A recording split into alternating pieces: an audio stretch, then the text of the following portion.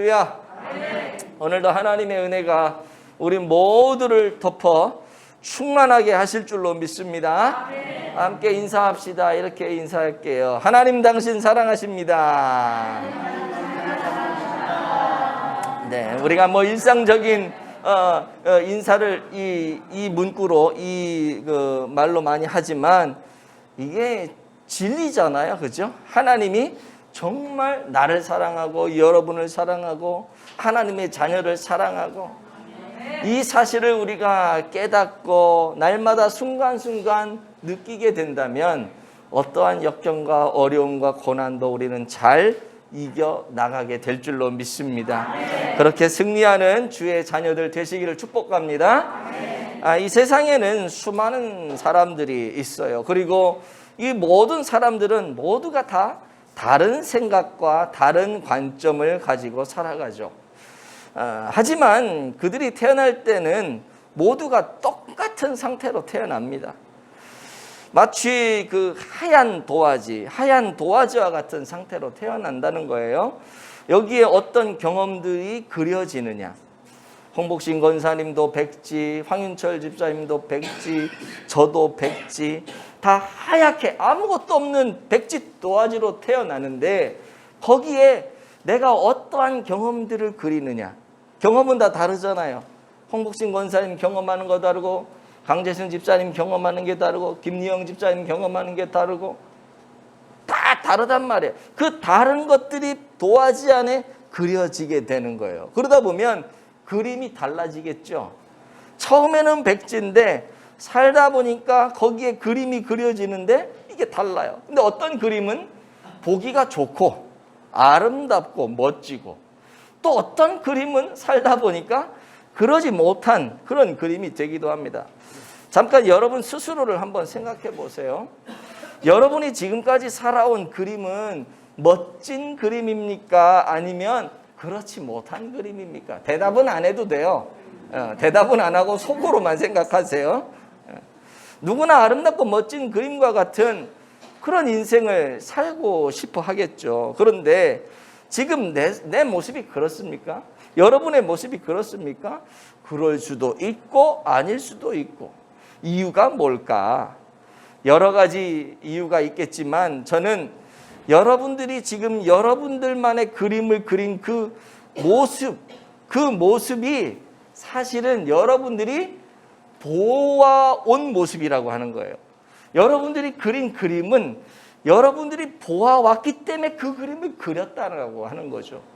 전혀 보지 않았는데 창조적으로 뭘 만들어낸 게 아니라 늘 내가 보고 있던 거를 나도 모르게 내 경험에서 내 백지장 같은 도화지에 그려내고 있다라고 하는 거죠. 예를 들면 집에서 아버지가 폭력을 행사하는 그런 모습을 보고 자란 아이들이 있잖아요. 그런 아이들은 어떤 면에서는 그래요. 아버지를 죽이고 싶도록 그렇게 아버지를 미워하는 그 분노가 안에서 막 끌어오르는 그런 자녀들이 있단 말이죠. 그러면서 다짐해요. 나는 우리 아빠 같은 사람 되지 않을 거야. 나는 정말 우리 아빠 정말 싫어. 나는 저런 모습으로 살지 않을 거야. 그런데요. 나중에 크면 어떻게 되는 줄 아세요? 100% 그렇진 않지만 대부분의 사람이 나는 우리 아빠처럼 되지 않을 거야 그러는데 나중에 커보면 아빠처럼 돼 있어요. 그런 사람이 자라서 결혼을 해서 아버지가 되면 자기도 모르게 나는 우리 아빠 같은 사람 되기 싫은데 이미 내가 그런 아빠가 되어 있는 거예요. 아무리 포장을 하고 감추려고 해도 결정적인 순간에 아빠의 그 모습이 탁 드러나는 거지. 예. 부모님이 불행하게 살아오는 분, 나의 부모님이 참 불행하게 사셨다라고 생각해 봤을 때 뭐라 그래요? 나는 우리 엄마 아빠처럼 저렇게 살지 않아야지 이런 생각을 하게 되잖아요. 그런데 그 사람이 결혼하면요 똑같이 그렇게 불행하게 사는 경우가 상당히 많다는 거예요. 100%는 아닐 수 있지만 상당히 많다는 거죠. 왜 그럴까? 늘 그거 보아온 거예요. 늘 부모님의 모습을 보아왔기 때문에 그래. 부모님이 싸울 때 어떻게 해결했는가? 그 해결하는 모습을 보면서 자기도 나도 그러지 말아야지 하는데 늘 그걸 보아왔기 때문에 나도 모르는 사이에 부모님이 해결하는 방식으로 나도 해결을 해. 그러니까 나도 불행한 결혼 생활을 하게 되는 거죠. 반면에 금술이 좋은 부모님들의 모습을 보면서 아주 건전하고 행복한 아버지와 어머니의 상을 보면서 자라온 아이들은 그 사람이 결혼을 해도 행복하고 아름다운 가정을 꾸리며 살아가는 모습을 많이 보게 돼요. 왜 그러냐면 그렇게 하면 행복하고 기쁘고 즐거운 모습으로 사는 것을 보아왔기 때문에 그걸 똑같이 하니까 자녀도 그런 삶을 살아가게 되는 때문에 우리에게 있어서 무엇을 보며 사는가 이게 참 중요합니다. 너무나도 중요한 거예요.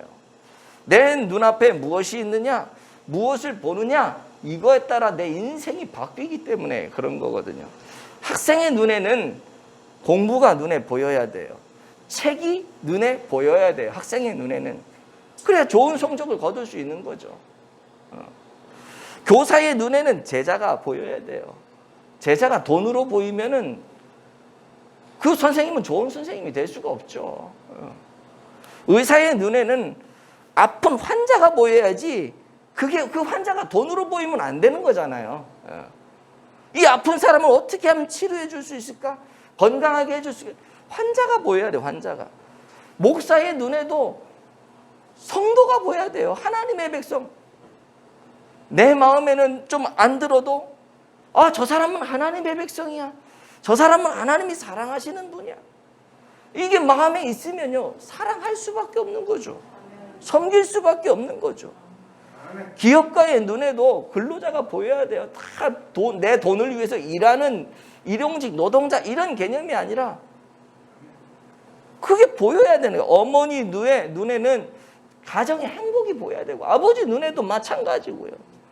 이게 보여야 돼요. 올바로 보기만 하면 우리는 성공하고 승리하고 행복하고 그럴 수 있다는 거죠. 성경에는 특히 하나님의 백성이 보아야 할 것들에 대해서 많이 이야기를 하고 있는데요. 하나님의 백성은 주의 얼굴을 보아야 됩니다. 주님의 긍휼하심을 볼 수 있어야 돼요. 이 땅의 것이 아니라 위의 것을 바라보라고 성경은 이야기를 해요. 하나님께서 상 주실 것을 바라보라고 성경 히브리서 얘기하잖아요. 예수 그리스도를 바라봐야 된다고요. 하나님의 날이 임할 것을 바라보면서 새하늘과 새 땅을 바라보며 살아가는 그 사람이 오늘 저와 여러분들 아닙니까? 그러니까 이 세상에서의 그 힘들고 어려운 것들을 이겨낼 수 있는 거잖아요. 이게 오늘 우리의 특권이란 말이죠. 여러분, 오늘 말씀도 같은 맥락에서 말씀을 하는데요. 우리가 무엇을 바라보고 있는가 이것을 좀 생각해보고 또 무엇을 바라보아야 할지 깨닫는 그런 시간이 되어지기를 축복합니다. 본문의 말씀을 보면 이스라엘 백성이 광야 행진을 거의 끝내고 이제 하나님께서 축복하신 가나안 땅, 가나안 목지에 근접할 그 시기에 거기에 그 근접할 그 당시에 이를 기록을 하고 있는데요. 이스라엘이 가나안으로 가기 위해 가장 가까운 길은 에돔이라고 하는 그 족속이 살고 있는 그 땅을 거쳐가야지 가장 가까웠어요. 그런데 에돔 족속이 길을 내주지 않는 거죠.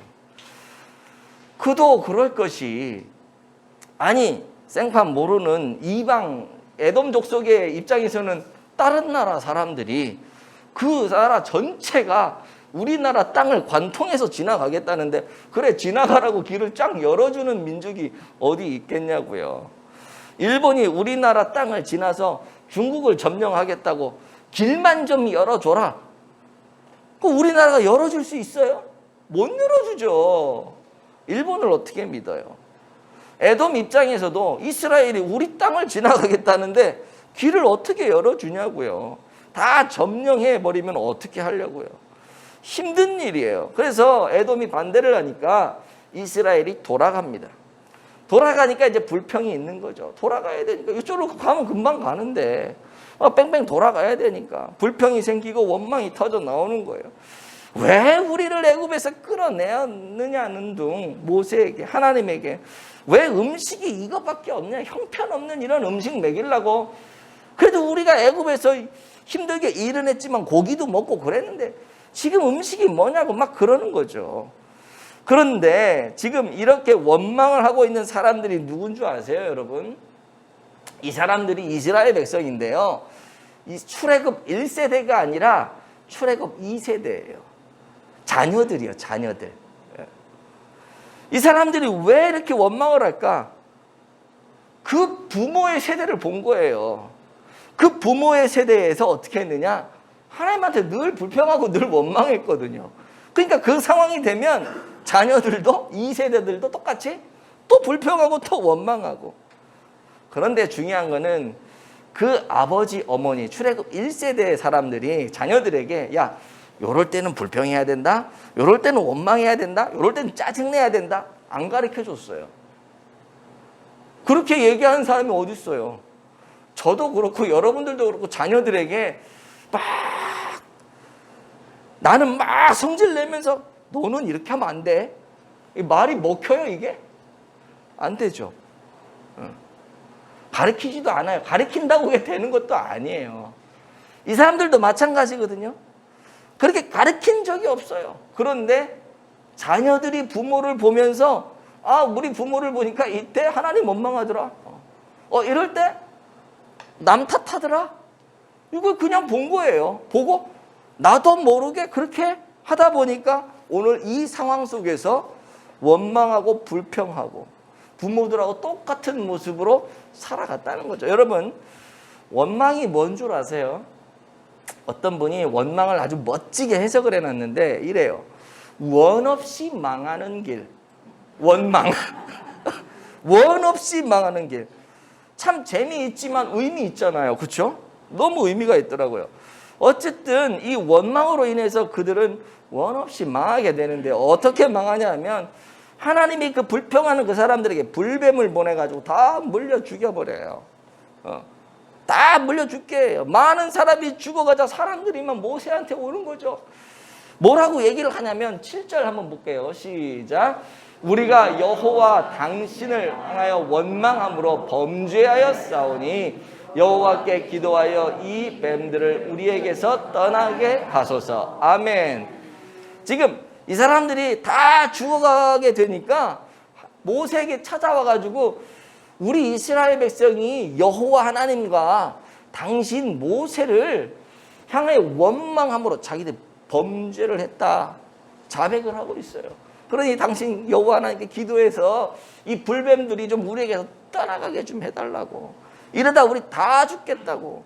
그때 모세가 하나님 앞에 기도를 하고 하나님께서는 모세에게 처방을 내려주시죠. 어떤 처방이냐면 불뱀하고 똑같은 모양을 놋뱀으로 만들어서 그거를 높은 장대에 달라는 거예요. 그리고 그 장대 위에 달린 그 놋뱀을 쳐다보는 사람은 다 살 것이다.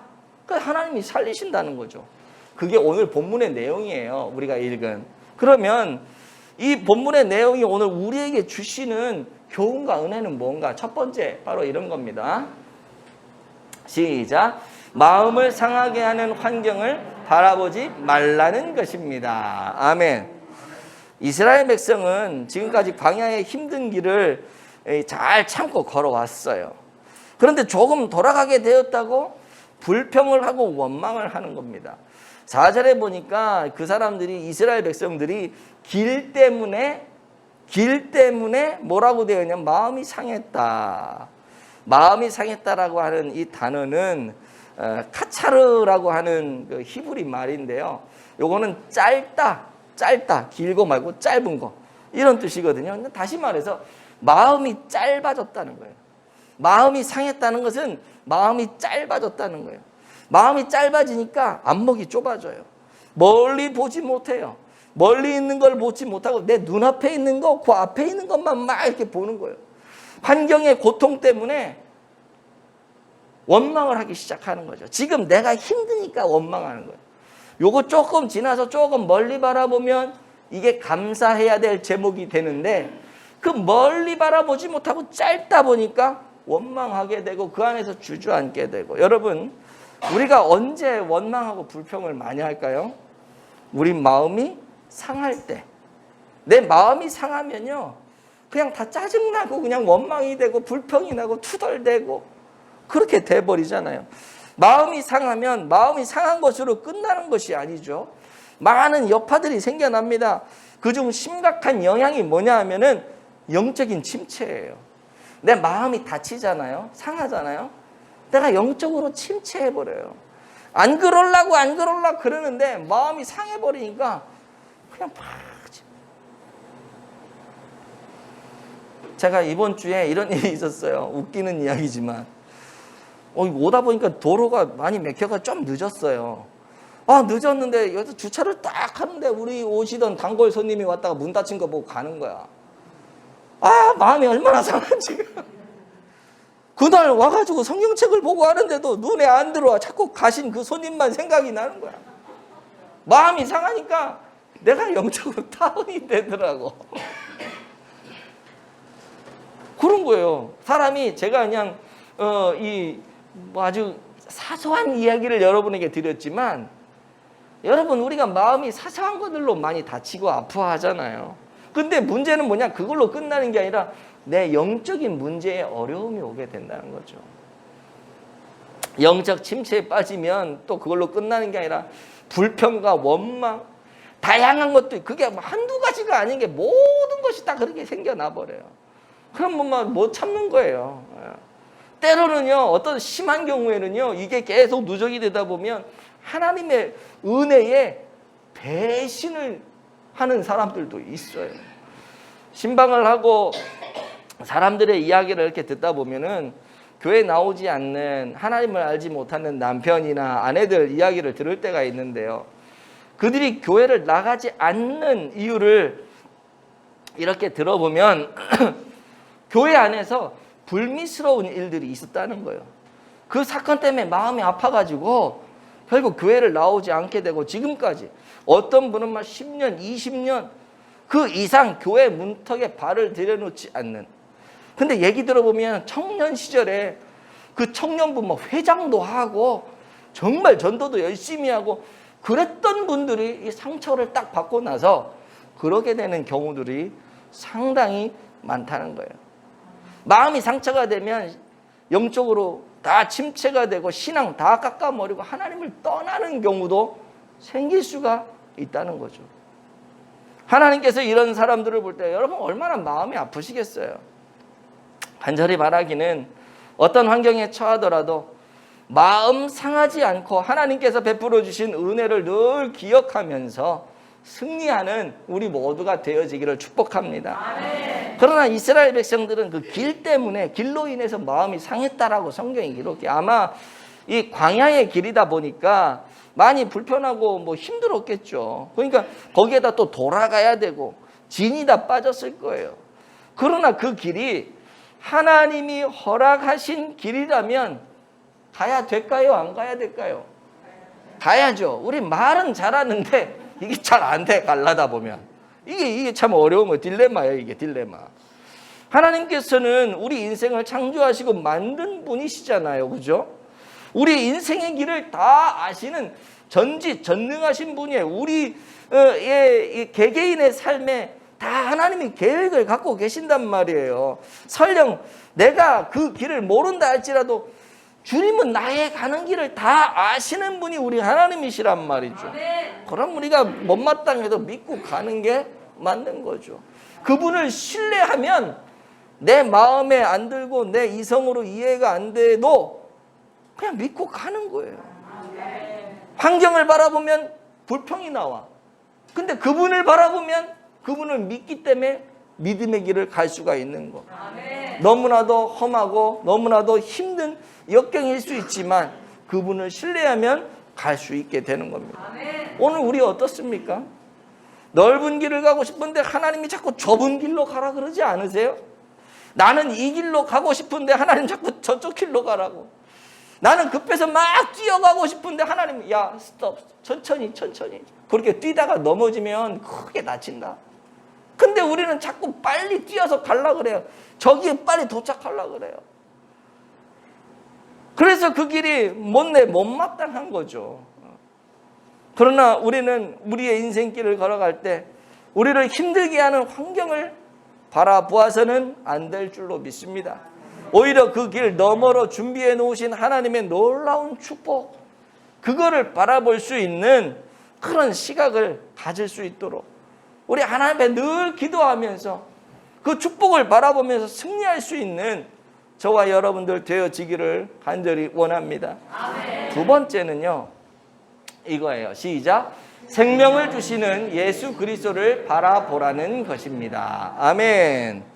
8절 9절을 한번 볼게요. 8절 9절 시작.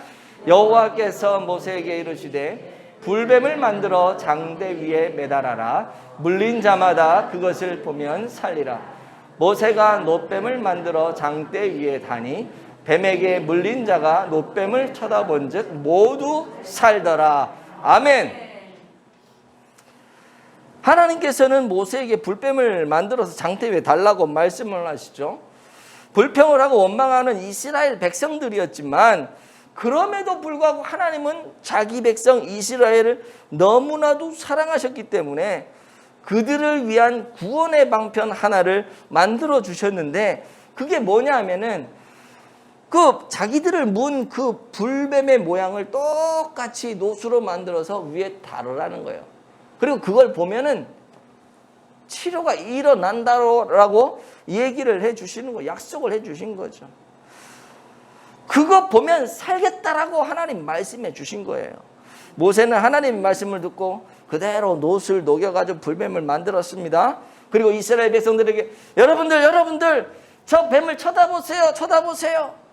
저 뱀을 쳐다보기만 하면 여러분들이 지금 몸에 독이 퍼져나가는데 그게 다 치료가 되고 독이 사라지고 온전히 회복될 거라고 하나님 말씀하셨습니다.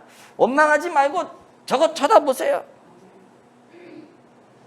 그런데 여러분 생각해 보세요. 놋으로 만든 뱀을 쳐다보면 산다. 이게 이해가 돼요? 아니, 내 몸에 지금 뱀에 물려가 독이 지금 퍼져가는데, 빨리 그 해독제를 갖고 오든지, 뭐, 다른 어떤 처방을 해야 되는 게 맞잖아요. 우리가 이성적으로 생각할 때. 근데 지금 모세가 뭐 하나님의 말씀을 듣고 그걸 해놓고 쳐다보라 그러니, 아니, 놋으로 만든 뱀이 무슨 어떤 힘이 있고 어떤 효력이 있다고, 어떤 능력도 없다라고 생각이 되는 게 당연하죠. 그저 놋으로 만든 모형에 지나지 않습니다. 그런데 하나님 그거 쳐다보면 산대요. 우리가 들을 때 말도 되지 않는 그런 말이지만 그것이 하나님의 약속이기 때문에 능력이 있는 것입니다. 아멘. 여러분, 하나님은 약속하셨어요. 그거 바라보면 산다. 이노 목사가 가서 이거 바라보면 산다. 그러면 사기꾼이 될 수 있지만 하나님이 이거 바라보면 산다 약속할게. 능력 있는 그분이 약속했기 때문에 이게 처방전이 되는 거예요. 이게 치료가 되는 거예요. 그런데 놋뱀 사건은 단순히 이 놋뱀 사건으로 끝나는 것이 아니에요. 신약의 한 사건과 연결시켜서 우리가 생각해 보아야 되는데 그것이 바로 예수님의 십자가 사건이라는 것이죠. 놋뱀은 예수님이 십자가에 달린 것을 미리 보여주신 거예요. 미리 구약에. 예수님은 요한복음 3장 14절 15절에 이렇게 말씀을 하십니다. 시작. 모세가 광야에서 뱀을 든 것 같이 인자도 들려야 하리니 이는 그를 믿는 자마다 영생을 얻게 하려 하심이니라. 아멘. 여기 보시면 모세가 광야에서 뱀을 든 것 같이, 지금 불뱀에 물려 죽는 사람들 앞에서 놋뱀을 만들어서 뱀을 들었잖아요. 지금 그 얘기하는 거거든요. 들린 것 같이 인자도, 나 예수님도 들려야 한다. 십자가에 못 박혀서 높이 매달려야 된다는 거예요, 예수님이. 그런데 중요한 건 뭐냐? 이는 그를 믿는 자, 예수님을 믿는 자, 십자가에 못 박혀 죽으신 그 예수님을 믿는 자는 영생을 얻게 되어 있어. 지금 그 얘기하는 거잖아요. 믿지 않는 사람들한테 가서 얘기해 보세요. 예수님 믿으면 영생을 얻을 수 있어. 그러면 그 다음에 뭐라 그래요? 미친놈 다 봤나? 야, 그런 게 어디 있어? 그렇게 대부분 얘기한단 말이에요. 야, 영생은 얻으려면 뭔가 좀 내가 힘있게 뭔가를 하고 애쓰고 노력을 해야지. 뭐 예수님 믿는다고 영생을 말 같지도 않은 소리 하고 있네. 이런 얘기들을 안 믿는 사람들은 해요. 여러분들도 예수님 믿기 전에 그런 말을 했는지 모르겠지만 충분히 그럴 수 있죠. 지금은 아니지만. 왜 그래요, 여러분? 이 사람들은 구약시대에 오늘 본문에 나오는 이스라엘 백성처럼 놋뱀을 보면 산다라고 했을 때, 야, 웃기지 마. 저 놋뱀이 무슨 효력이 있다고 저거 본다고. 야, 내 지금 몇 초만 있으면 죽을 판에 내가 저걸 어떻게, 말 같지도 않은 소리 하지 말고. 안 본 사람들. 그 사람들 다 죽었잖아요. 요즘 시대도 마찬가지예요. 예수님께서 분명히 말씀하시죠. 인자도 들려야 하리니 이는 그를 믿는 자마다 영생을 얻게 하려 하심이라. 예수님이 말씀하시는 힘든 거 요구하지도 않아요. 우리를 사랑하시기 때문에 힘든 거 그냥 쳐다만 봐. 그냥 믿으면 된다고 하니까 그냥 믿기만 해. 근데 우리는 뭐라 그래요? 아유, 영생을 얻는데 어떻게 그냥 믿는다고? 내가 뭔가를 해야지. 그거는 말도 안 돼. 하면서 자기 양심이 너무 강해가지고 예수님을 못 바라보는 사람도 있고요. 어떤 사람은 불신을 하기 때문에 못 바라보는 사람도 있고요. 믿지 못하는 사람도 있고요. 그래서 다 멸망을 당하는 거죠. 그러나 저와 여러분은 어때요? 우리가 구원받았는데 열심히 뭔가를 해가지고 예수님 믿었어요? 그냥 하나님께서 내 마음에 성령을 주셔서 그냥 믿어지게, 이게 은혜잖아요. 내가 무슨 큰 노력을 해서 나가서 하루에 10시간, 12시간씩 일을 해야지 구원받는 게 아니란 말이에요. 그런데 오늘도 수많은 사람들이 안타까운 것은 뭔가를 해야지만 내가 구원을 받는, 이것이 기독교와 다른 종교와의 차이라고 하는 것이죠. 어떤 분들은 그래요. 예수가 밥 먹여주냐? 그러면서 그런 예수 너나 믿어라. 또 어떤 분은 목사님 말은 맞긴 한 것 같은데 그래도 내가 뭔가를 해야지. 틀린 말들은 아닌데 중요한 것은 그 사람들의 마음에는 믿을 생각이 없다는 거예요. 바라볼 생각이 없다는 거예요. 그게 문제죠. 내가 열심히 하는 거 중요하죠. 뭔가를 하는 거 해야죠.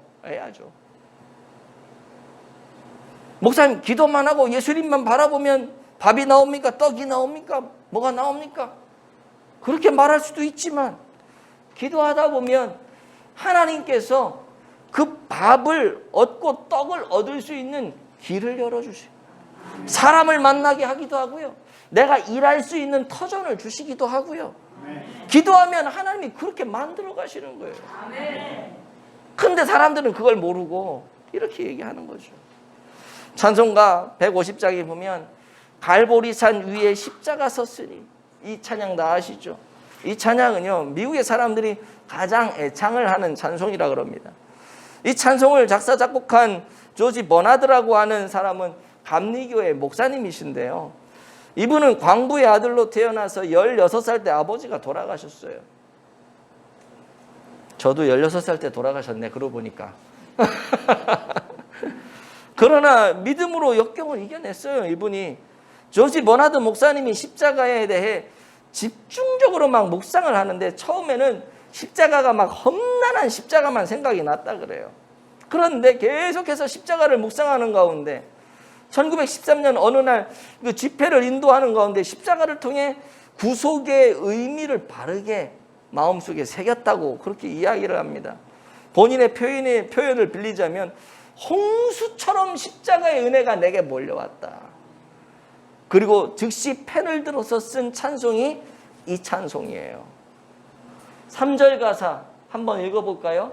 험한 십자가에 주가 흘린 피를 믿는 마음으로 바라보니 나를 용서하고 내 죄 사하시려 주가 흘리신 보혈일세. 최후 승리를 얻기까지 주님의 십자가 사랑하리. 빛난 면류관 받기까지 험한 십자가 붙들겠네. 험한 십자가에 흘린 피를 내가 믿는 마음으로 바라보니까 뭘 믿었겠어요? 저 십자가에 달린 저 예수님을 내가 믿으면 영생을 얻고 천국에 들어가고 정말 이 땅에서도 저 천국에서도 하나님 안에서 주님 품 안에서 행복한 삶을 살 수 있다는 이걸 믿음으로 바라본 거 아니겠어요? 그러니까 주님의 사랑이 막 깨달아지는 거예요. 나 같은 이 사람을 그냥 한번 믿기만 했는데 그거를 그냥 은혜로 여겨서 그거를 나의 믿음으로 여겨서 나를 이렇게 만들어 주시니, 이런 멋진 사역을 할 수 있는 목사로 만들어 주시니 이게 감동이 되고 감사가 되고, 그리고 그 십자가를 놓칠 수가 없었던 것이죠. 언제까지요? 최후 승리 얻는 그날까지, 빛난 면류관 받는 마지막 그날까지. 이것이 이 사람의 고백이에요. 한번 불러볼까요? 험한 십자가에 주가 흘린 피를 믿는 마음으로 바라보니 나를 용서하고 내 죄 사시려 주가 흘리신 보혈일세. 최후 승리를 얻기까지 주의 십자가 사랑하리. 빛난 면류관 받기까지 험한 십자가 붙들겠네.